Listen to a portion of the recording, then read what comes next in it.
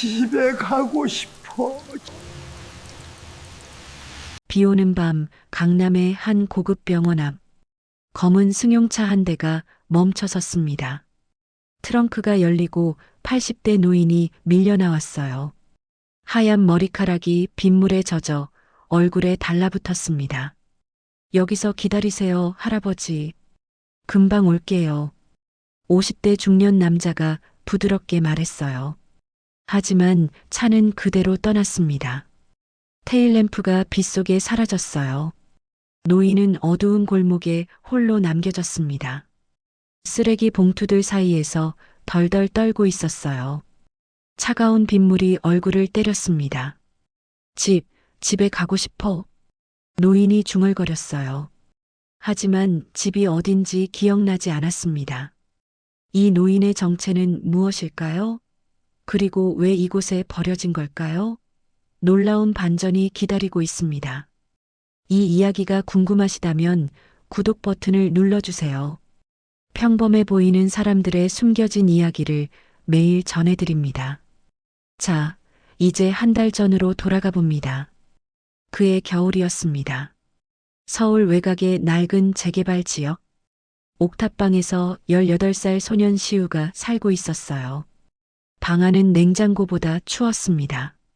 보일러가 고장 난 지 오래였거든요.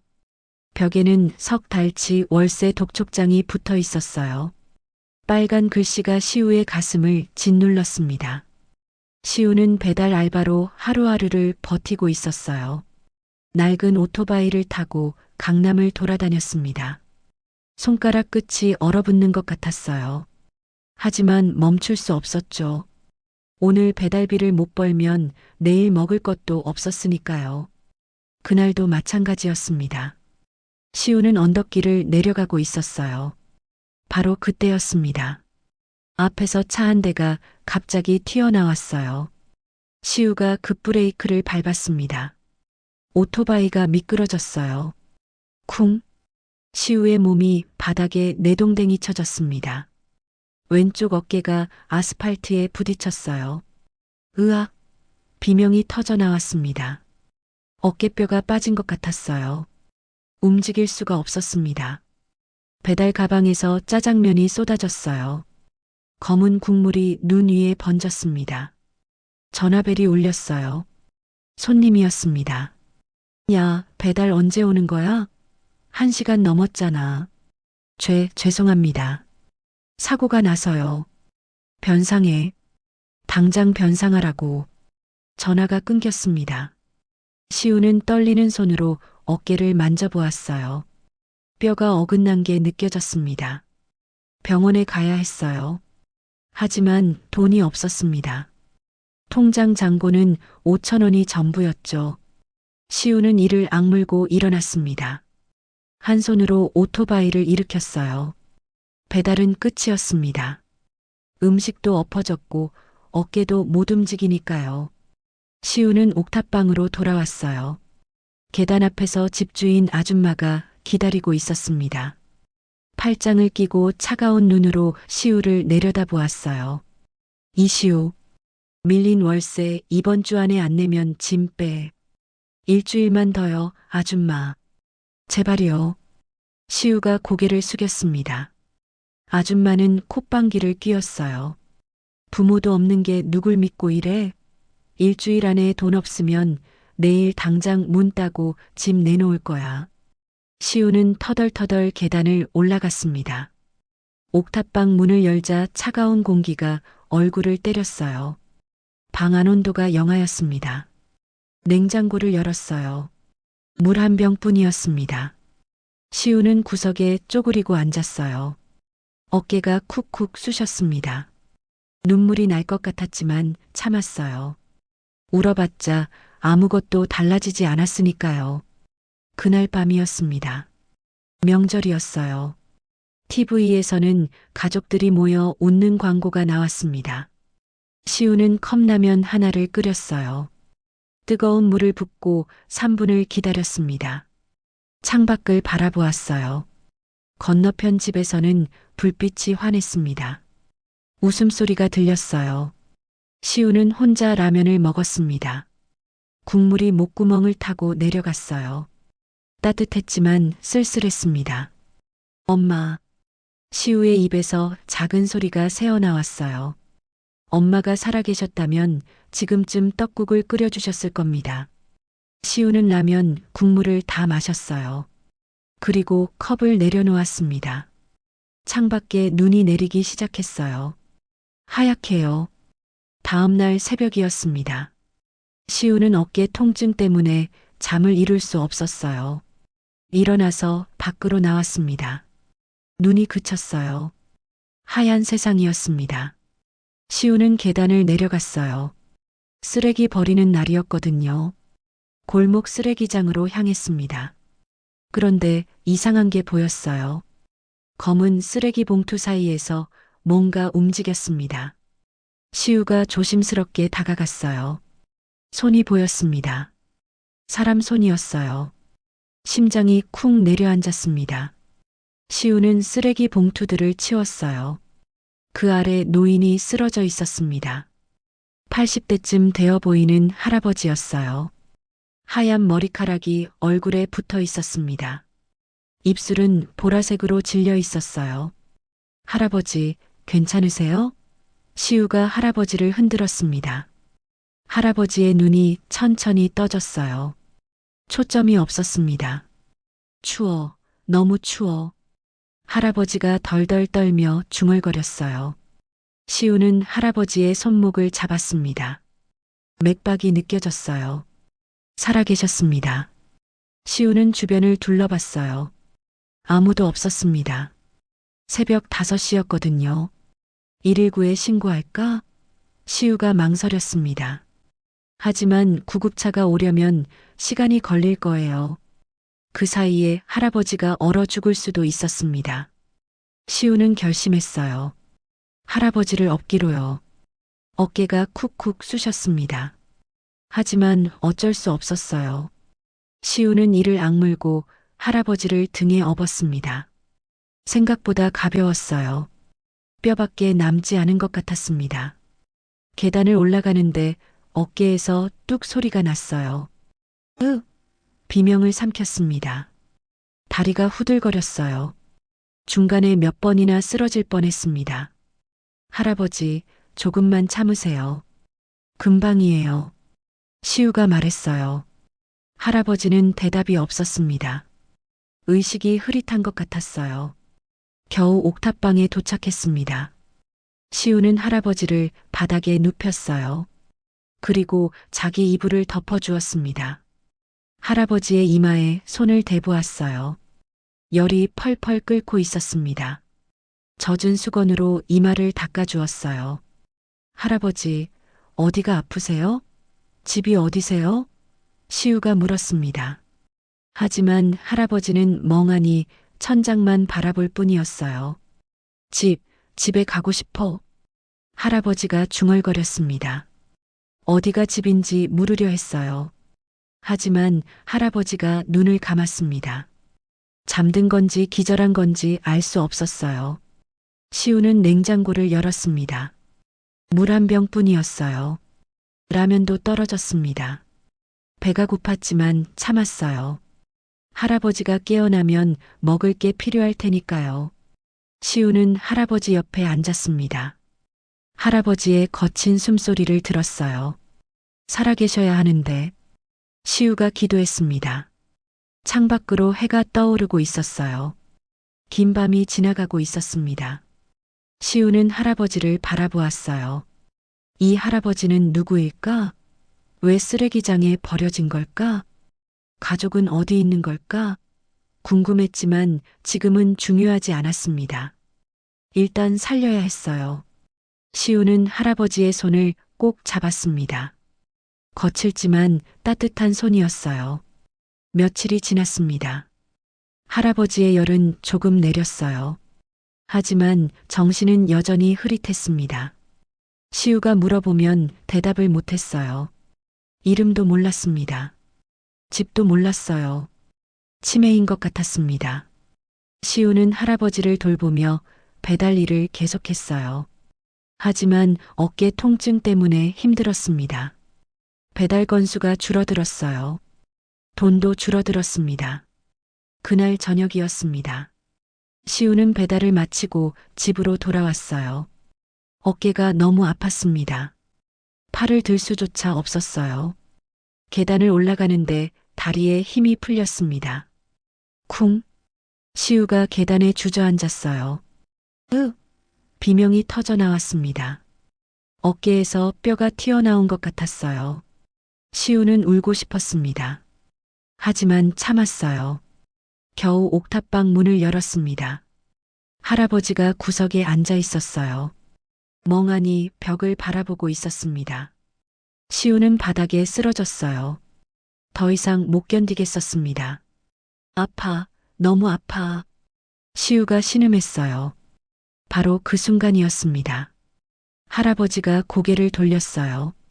눈빛이 달라져 있었습니다. 흐리멍덩하던 눈이 아니었어요. 날카롭고 또렷한 눈이었습니다. 할아버지가 벌떡 일어나 시우에게 다가왔어요. 움직임이 빨랐습니다. 늙은 사람 같지 않았어요. 가만히 있어. 할아버지의 목소리가 낮고 단단했습니다. 시우가 놀라 할아버지를 쳐다봤어요. 완전히 다른 사람 같았습니다. 할아버지가 시우의 어깨를 만졌어요. 손가락이 정확한 위치를 짚었습니다. 견봉쇄골 관절 탈구, 3주 방치. 할아버지가 중얼거렸어요. 시우는 무슨 말인지 몰랐습니다. 아플 거야. 참아. 할아버지가 말했어요. 그리고 시우의 어깨를 잡았습니다. 한 손은 어깨를, 한 손은 팔을 잡았어요. 숨 크게 쉬어. 하나, 둘, 뚝. 둔탁한 소리가 났습니다. 으악. 시우가 비명을 질렀어요. 눈앞이 하얗게 변했습니다. 하지만 다음 순간 신기한 일이 벌어졌어요. 통증이 사라졌습니다. 어깨가 제자리로 돌아온 게 느껴졌어요. 시우가 팔을 움직여 봤습니다. 움직였어요. 통증 없이요. 할아버지, 이게 어떻게? 시우가 놀라 물었습니다. 하지만 할아버지의 눈빛이 다시 흐려졌어요. 멍한 표정으로 돌아갔습니다. 배고파. 밥 줘. 할아버지가 아이처럼 말했어요. 시우는 어안이 벙벙했습니다. 방금 전 일이 꿈 같았어요. 하지만 어깨는 진짜로 나았습니다. 시우는 할아버지를 물끄러미 바라봤어요. 이 할아버지, 보통 사람이 아니야. 시우가 확신했습니다. 하지만 할아버지는 아무것도 기억하지 못했어요. 시우는 할아버지에게 밥을 주었습니다. 그리고 생각했어요. 할아버지가 도대체 누구지? 어떻게 저런 걸 할 수 있지? 궁금증이 커져갔습니다. 그날 밤 시우는 할아버지를 관찰하기 시작했어요. 며칠이 지났습니다. 시우는 할아버지를 유심히 관찰했어요. 낮에는 평범한 치매 노인이었습니다. 말도 잘 안 통했어요. 하지만 가끔 이상한 행동을 했습니다. TV에서 의학 드라마가 나오면 집중했어요. 화면을 뚫어지게 쳐다봤습니다. 그리고 중얼거렸어요. 틀렸어. 저건 틀렸다고. 시우가 물어봤습니다. 뭐가 틀렸어요, 할아버지? 하지만 할아버지는 대답하지 않았어요. 다시 멍한 표정으로 돌아갔습니다. 어느 날 밤이었습니다. 시우는 할아버지 옆에서 잠들었어요. 한밤중에 이상한 소리가 들렸습니다. 할아버지가 잠꼬대를 하고 있었어요. 경추 56번, 디스크 탈출, 후궁 감압술 필요. 할아버지가 또박또박 말했습니다. 시우가 눈을 떴어요. 할아버지는 여전히 자고 있었습니다. 하지만 계속 중얼거렸어요. 요추 4, 5번 협착, 척추경 나사목 고정술. 시우는 급하게 수첩을 꺼냈습니다. 할아버지의 말을 적었어요. 1시간 동안 할아버지는 계속 의학 용어를 중얼거렸습니다. 다음 날 아침이었습니다. 시우는 도서관에 갔어요. 컴퓨터로 검색했습니다. 할아버지가 말한 단어들을요. 경추 5, 6번, 목뼈의 5번째와 6번째 마디, 후궁 감압술, 척추 수술의 일종, 요추 4, 5번 협착, 허리뼈 협착증, 척추경 나사목 고정술, 고난도 정형외과 수술. 시우의 눈이 휘둥그레졌어요. 전부 정형외과 전문 용어였습니다. 그것도 아주 전문적인 용어였어요. 시우의 심장이 두근거리기 시작했습니다. 할아버지가 의사였을까? 시우는 집으로 돌아왔어요. 할아버지를 자세히 관찰했습니다. 할아버지의 손을 봤어요. 거칠었지만 손톱은 깨끗했습니다. 손가락 마디가 곧았어요. 노숙자의 손이 아니었습니다. 시우는 할아버지가 입고 온 옷을 살폈어요. 낡았지만 원래는 고급 옷이었습니다. 상표가 찢어져 있었어요. 일부러 찢은 것 같았습니다. 할아버지는 항상 낡은 가방을 품에 안고 있었어요. 잠잘 때도 놓지 않았습니다. 시우가 한번 만져보려 했어요. 바로 그 순간 할아버지가 벌떡 일어났습니다. 안 돼. 할아버지가 비명을 질렀어요. 가방을 움켜쥐었습니다. 눈이 뒤집혀 있었어요. 빼앗으면 안 돼, 절대로. 할아버지가 발작을 일으켰습니다. 온몸이 떨렸어요. 시우가 놀라서 물러났습니다. 안 만질게요, 할아버지. 괜찮아요. 시우가 달랬어요. 한참이 지나서야 할아버지가 진정되었습니다. 그날 밤 시우는 잠들지 못했어요. 할아버지가 깊이 잠든 후에요. 시우는 조심스럽게 가방을 열어봤습니다. 안에 서류들이 들어 있었어요. 오래된 종이들이었습니다.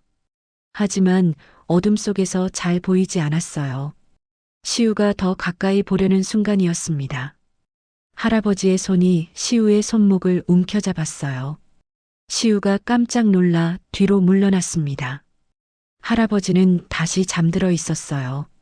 하지만 가방만큼은 절대 놓지 않았습니다. 시우는 한숨을 쉬었어요. 저 안에 뭐가 들어 있는 걸까? 할아버지의 비밀이 저 안에 있을까? 일주일이 지났습니다. 할아버지는 점점 건강을 회복했어요. 밥도 잘 먹고 걸어 다닐 수 있었습니다. 하지만 여전히 기억은 돌아오지 않았어요. 시우는 할아버지를 돌보며 배달 일을 계속했습니다. 어깨가 나았으니 일하기가 훨씬 수월했어요. 어느 날 저녁이었습니다. 시우와 할아버지는 TV를 보고 있었어요. 뉴스가 나오고 있었습니다. 다음 소식입니다. 어려운 이웃을 돕는 의사가 화제입니다. 앵커가 말했어요. 화면이 바뀌었습니다. 고급스러운 병원 로비가 나왔어요. 그 앞에 50대 중반의 남자가 서 있었습니다. 단정한 양복에 부드러운 미소. 이름이 자막으로 떴어요. 박준혁 병원장.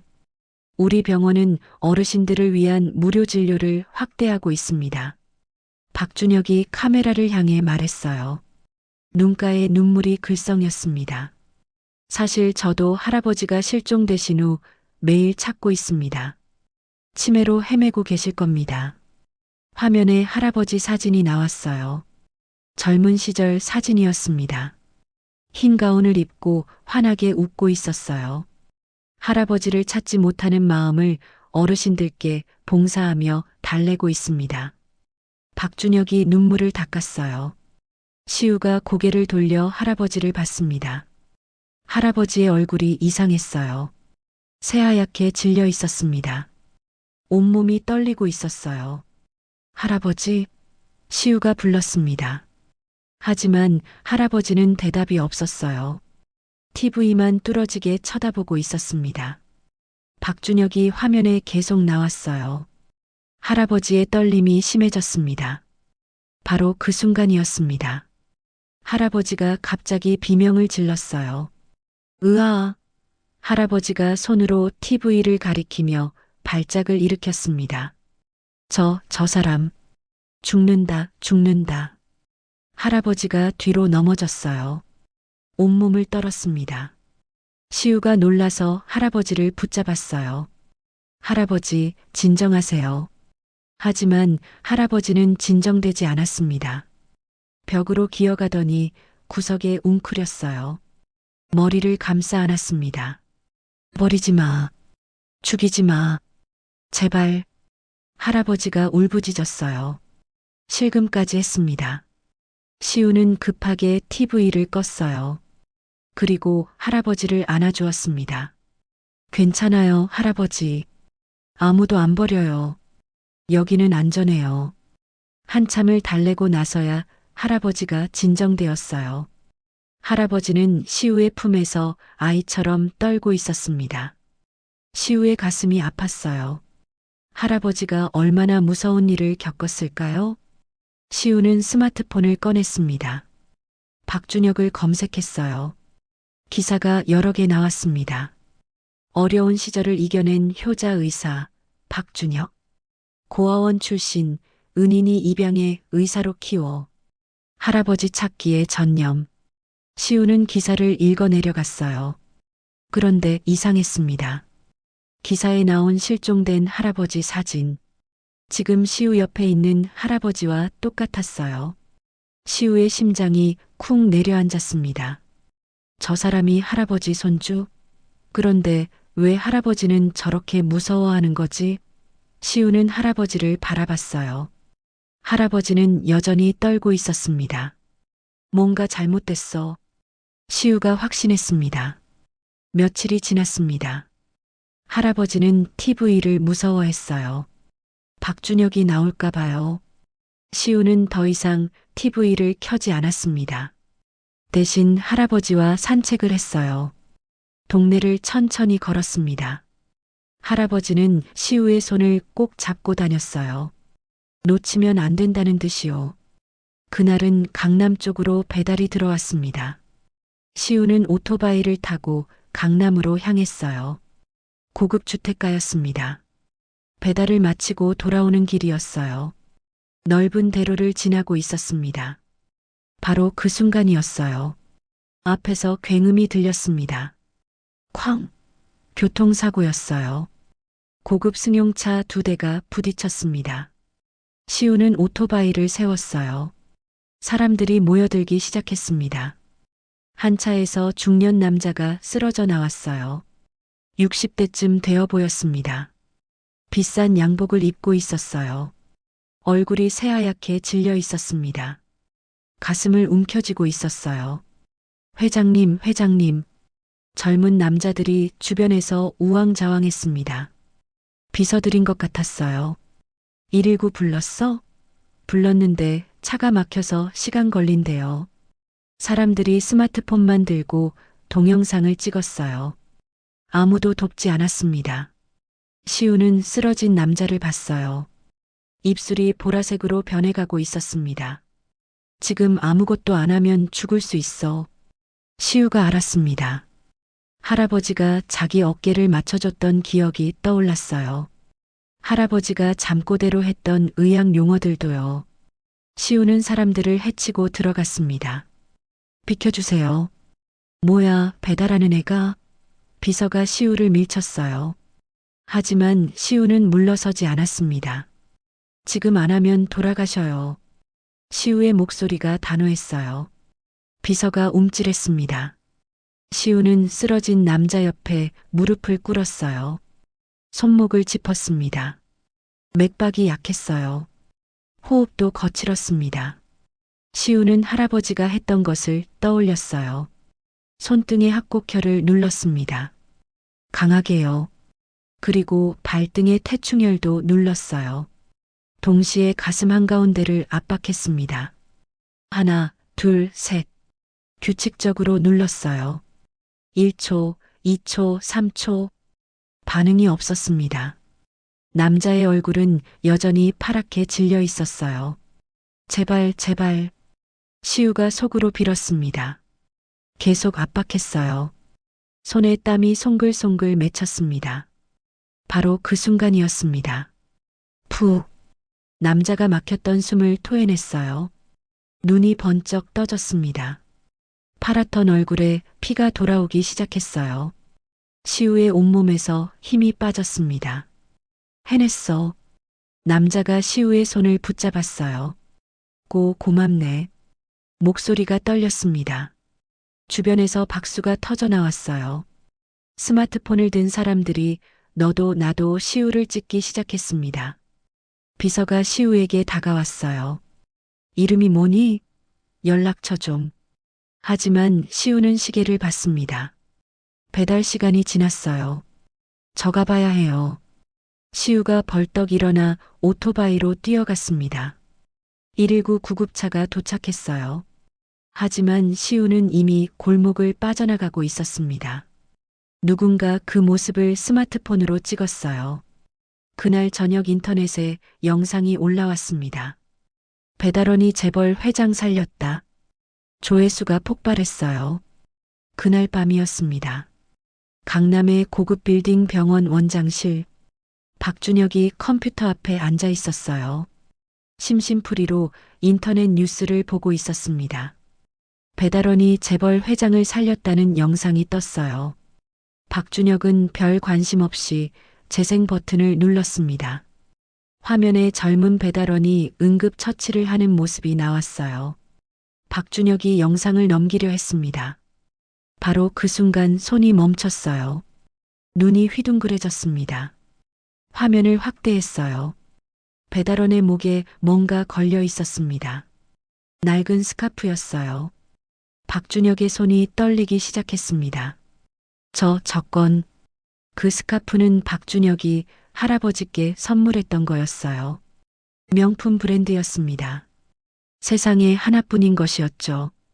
할아버지가 살아있어? 박준혁의 얼굴이 새하얗게 질렸습니다. 심장이 미친 듯이 뛰었어요. 손에 식은땀이 흘렀습니다. 박준혁은 급하게 전화를 걸었어요. 신보가 저번에 찍은 사진 다시 보내. 지금 당장. 잠시 후 사진이 도착했습니다. 옥탑방 근처에서 찍은 사진이었어요. 박준혁이 사진을 확대했습니다. 빨래를 넣는 노인이 보였어요. 얼굴을 확인하는 순간 박준혁의 숨이 멎었습니다.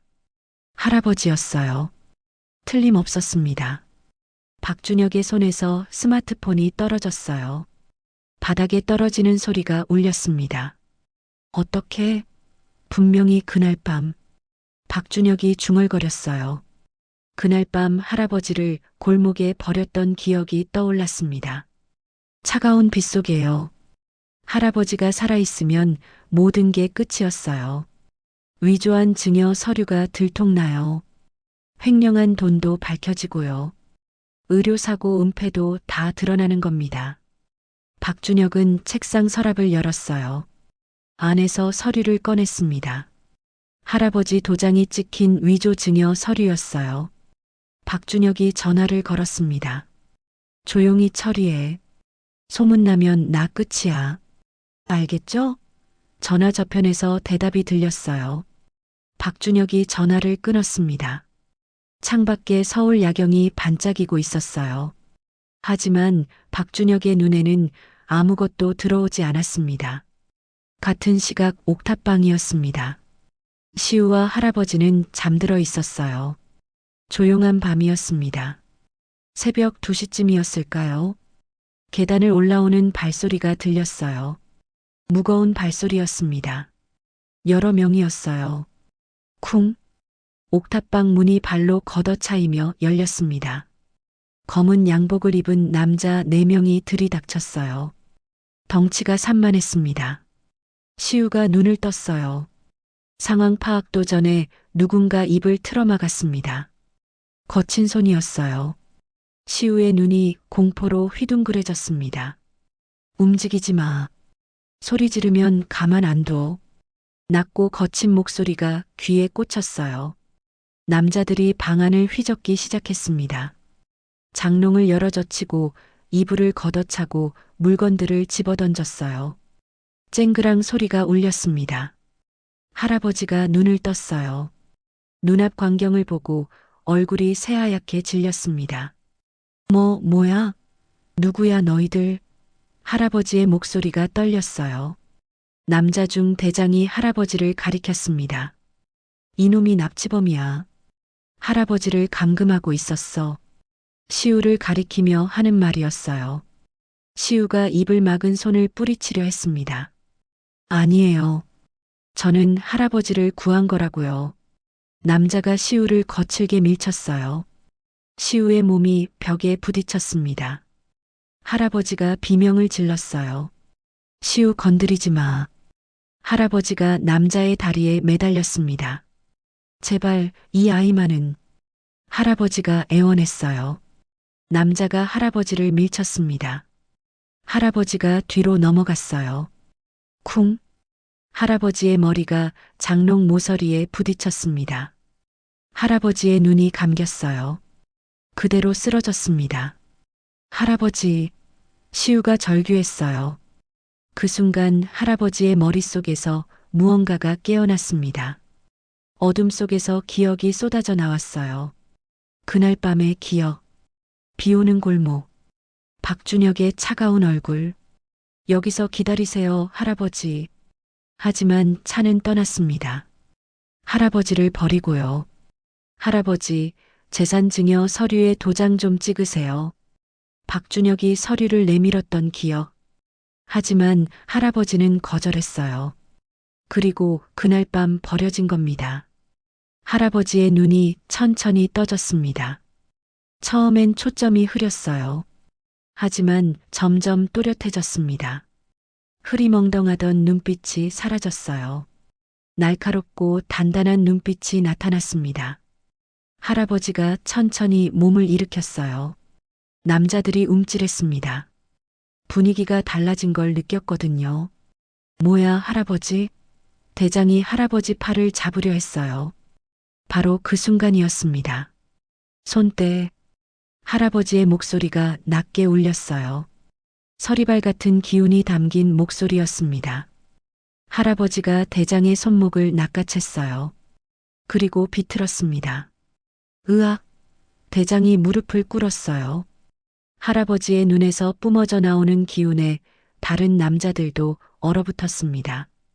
밖에서 사이렌 소리가 들렸어요. 경찰차 소리였습니다. 이웃이 신고한 거였어요. 철수해. 대장이 소리쳤습니다. 남자들이 황급히 옥탑방을 빠져나갔어요. 계단을 쿵쿵거리며 내려가는 소리가 들렸습니다. 시우가 할아버지에게 달려갔어요. 할아버지, 괜찮으세요? 할아버지가 시우를 바라보았어요. 완전히 다른 눈이었습니다. 시우야. 할아버지가 시우의 손을 잡았어요. 할미가 다 기억났다. 그리고 말했습니다. 사실 나는 장태산이야. 정형외과 의사였어. 시우의 입이 떡 벌어졌어요. 바로 그 순간 문이 열렸습니다. 경찰이 들어왔어요.